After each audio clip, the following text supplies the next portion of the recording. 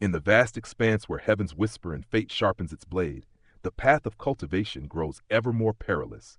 Shadows of past choices linger like unbroken karma, and the line between life and annihilation trembles beneath unseen forces. Welcome to Recap Renegade Immortal Chapter 627, 628.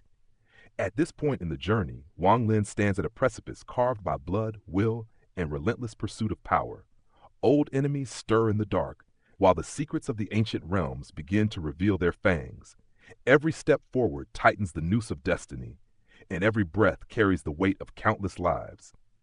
Yet, in this unforgiving world, only those who defy the heavens may carve their own legend. As we enter these chapters, the storm gathers, and within it, a choice that may alter the very balance between mortal and immortal. Will Wang Lin seize control of his fate, or be consumed by the forces that seek to erase him? Let the tale unfold. Legends speak of warriors who chase immortality, yet few dare to walk the path of the celestial spell. Listen closely, for the tale I am about to tell begins not with clashing armies, but with a man who vanished into time itself. Wang Lin, renegade, cultivator, scholar of the heavens, had not lifted an eye toward the chaos of the fire demon country. For 20 years, he had secluded himself within the secret of the celestial spell, a force so rare, so profound, that mortal understanding could scarcely touch its edges. 20 years, however, was but the first step. As the seasons passed like water over stone, decades slipped silently by. 50 years, 70, nearly 100 years of life spent in the pursuit of knowledge that few could comprehend. Time flowed past Wang Lin like a river, indifferent to his solitary study, and always the agreement with the ancient demon loomed, a promise yet to be fulfilled, now less than a decade away. During this century of solitude, Wang Lin did not merely study, he etched his consciousness into the scattered devil, imprinting upon its essence until it resonated with him like an extension of his own soul. He touched only the fringes of the stop celestial spell, a technique not powered by mere spiritual energy, but by the cultivator's comprehension of the heavens themselves. The secrets woven into its fabric were vast, unfathomable, a celestial knowledge demanding decades of relentless contemplation. Wang Lin had walked a similar path with the celestial slaughter art, achieving minor mastery only after endless meditation. Now he approached the stop spell with the same dedication, immersed in an endless ocean of stars and knowledge. Meanwhile, the world outside did not wait. While Wang Lin meditated, the soul-refining tribe sent countless warriors into the fire demon country, harvesting souls to strengthen their tribe. But the tides of fate shifted when other demon nations advanced upon the sky demon country. The soul-refining tribe, once bold explorers, now became guardians. Their warriors returned, battle-worn yet resolute, defending their homeland against the onslaught of foreign demons. Yet even united, their strength was dwarfed by the enemy. They could hold only the land beneath the black cloud, a mysterious shield of protection, unnaturally dark, unfathomably strange. It repelled the enemy's attacks time and again. Not all demon nations coveted the soul-refining tribe's secrets. Only two, the water demon country and the thunder demon country, set their sights upon this small tribe. The others focused their rage on the fire demon country, leaving only a token force. From the north marched the water demon country's vice commander-in-chief, a woman of unremarkable form, yet whose eyes cut with icy precision. Her companion, a demon general, radiated quiet power. From the south thundered the vice commander-in-chief of the thunder demon country, a hulking, middle-aged man. Bare of armor, lightning danced across his body, scorching the earth beneath him. His voice rolled like a storm, declaring, "A mere savage tribe holds a treasure? Let us see its worth." The ground shattered as he advanced, each step shaking the earth, carrying the force of an ascendant cultivator. An invisible barrier of demonic spiritual energy surged around him, striking the black cloud that protected the soul-refining tribe. Inside the tribe, Uwanghua stood serene, eyes fixed upon the approaching tempest. His voice cut through the tension. "Souls, scatter!" At his command, every cultivator released the souls they had gathered. The fragments coalesced into a river of black mist, surging forward like a living tide of shadow, a river of wrath and vengeance. The Thunder Vice Commander-in-Chief laughed, thrusting a punch into the oncoming tide. Lightning roared, thunder shook the heavens, Yet the river advanced, an unstoppable flood guided by unseen hands.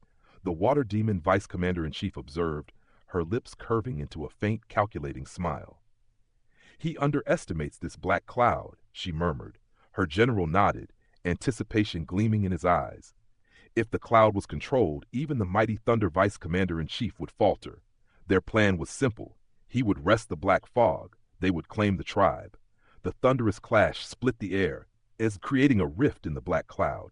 The burly man stepped through, triumphant, certain of victory. Cheers erupted from his soldiers, echoing like rolling thunder. Yet the moment he entered the 50-kilometer domain of the soul-refining tribe, confidence faltered. Every cultivator was seated in quiet meditation, their eyes calm yet piercing, laced with a biting sarcasm that chilled the heart. At the center of the tribe rose a towering structure, 5 kilometers across, a bastion of belief and power. The vice commander-in-chief's eyes narrowed. "Destroy this and watch their defiance crumble," he muttered, advancing with a cruel grin. He lunged at the tower, fist poised, only to be halted by a voice as soft as wind yet heavier than mountains. "Stop!" Time itself seemed to falter. The black cloud froze, the lightning paused mid-dance, and the burly man's body became as motionless as stone. Only his eyes could move, wide with a terror that no battle had ever evoked. Then, like a god descending from the heavens, Wang Lin emerged from the tower. His white robe trailed like flowing clouds, hair lifted by an unseen wind. With a simple wave of his sleeve, the burly man was hurled outward, a meteor streaking through the air, blood misting from his body, crashing into the earth. Silence fell over the battlefield. The water demon vice commander-in-chief's pupils shrank in shock. She recovered, ordering a retreat, but it was too late. Wang Lin rose, arms folded, the aura of the celestial spell enveloping him. One word from his lips, and the world halted. The soul-refining tribe surged forth, black clouds spreading like nightfall over the land. The vice commander-in-chief of the water demon country was frozen in place, blue light encasing her. 3 sword spirits, Zishu, Haiju, and Mo Yang, rose, striking her down with divine precision. Wang Lin remained aloft, detached, feeling the pulse of the celestial energies around him. The slaughter below was another world, one in which he did not participate. "I have not yet fully mastered this spell," he thought. But the time with the ancient demon approaches. There is no time for further comprehension. He retrieved the woman's origin soul, the 3 swords returning to him. 1 month later, Wang Lin departed the soul-refining tribe, carrying with him the 1 billion soul flag and leaving a thread of divine sense to guard his people. He paused first in the cave along the revered dragon path, carefully recording all 11 symbols of the ancient pattern, puzzled that one was missing. With a calm expression, he invoked the greater teleportation spell and vanished toward the fire demon country. War raged across the land. The flames of battle consumed the fire demon country, and the 7 remaining nations reinforced their positions. For nearly a century, blood had soaked the earth, mingling with death aura to form a thick gray mist over the land. Corpses lay strewn across fields, a haunting testimony to unending carnage. The capital was abandoned, the demon emperor himself engaged in battle. Within the city, the demon valley pulsed with spiritual energy, veiling the land in a shroud of despair. From a distance, the capital seemed a city of fog and sorrow, an ominous prelude to the legend about to unfold. When Wang Lin landed outside the capital, the bloodied soil beneath his feet groaned, whispering of tens of millions of lives lost. The stage was set, the tale of warriors, spells, and the edge of heaven itself was ready to be told. Listen closely, for what I am about to tell you is not merely history. It is the echo of blood and steel, of ancient power awakening from the depths of time. A city lies in ruins, shrouded in gray mist, where every footstep echoes like the heartbeat of the dead. And in that silence, one figure walks, a lone soul wrapped in white, moving toward destiny with the calm of a river before the storm. Wang Lin advanced, step by deliberate step, his hair streaming like silver banners through the fog. Each crunch of his boots against the frost-bitten earth seemed to stir ghosts from the past. Before him lay the capital of the fire demon country, a place once brimming with life, rivaling the grandest cities of the sky demon country a century ago. Now it was a grave. Streets sprawled empty, buildings loomed like hollow bones, and the air tasted of blood and despair. Here, under the watchful gaze of the 9 ancient demons, the populace had been nothing but instruments, tools to be sacrificed, their lives mere currency for power. All citizens, from the mighty demon emperor to the lowliest merchant, had been sent to the battlefield and left as corpses. Rivers of blood had seeped into the soil, staining the land red. Yet the hearts of those who orchestrated this carnage remained untouched, untouched by remorse or pity. Wang Lin's own heart, however, remained steady. His steps never faltered. His purpose was unyielding. 5 kilometers from the heart of the capital, the ancient demon seal loomed, a barrier forged in terror and strength, designed to repel all but the most formidable of cultivators. Not even the commanders of the neighboring countries could breach it. Only those of unparalleled cultivation, or the other ancient demons themselves, could hope to pierce its defenses. Recalling the ancient words of Demon Bei Luo, Wang Lin whispered to himself, "Once the city empties, the seal will rise to prevent entry. Breaking it is the first step." He halted before the wall of demonic spiritual energy. Raising his right hand, a flicker of black light danced at his fingertip as he pressed it against the invisible screen. The instant contact was made, a violent rebound struck him. Pain lanced through his finger, numbing tendons and bone. Yet cycling his celestial energy with practiced skill, he restored himself, muttering softly, "It is formidable indeed." Suddenly, the capital exhaled power, a divine presence that shook the soul. A roar rolled across the land, deep and furious, like thunder split by the heavens. "Scram!" it bellowed, and Wang Lin's ears rang as if the sky itself had shattered. With calm precision, Wang Lin formed a strange, arcane seal with his hand, radiating demonic spiritual energy. The roar crashed against it and vanished. Another voice, thick with malice, shouted from within, "Bei Luo, you are his envoy." But Wang Lin paid it no heed. He inhaled deeply, voice low but resolute. "Ancient demon Bei Luo, witness the first part of our agreement." His hand rose skyward. His eyes gleamed with icy resolve. "Slaughter energy, gather," he intoned. The words were simple, yet they unleashed a storm unseen in 100 years. On distant battlefields in the north, demon soldiers trembled as strands of killing intent erupted from their bodies. Invisible, yet searingly powerful. The battlefield seemed to shiver, and the soldiers' hearts recognized an overwhelming presence. The ancestor had returned. Fear turned to awe, and the fighting ceased as they fled. To the south, black-robed figures emerged, harvesting the dying essence of demon soldiers, leaving trails of gray mist in their wake.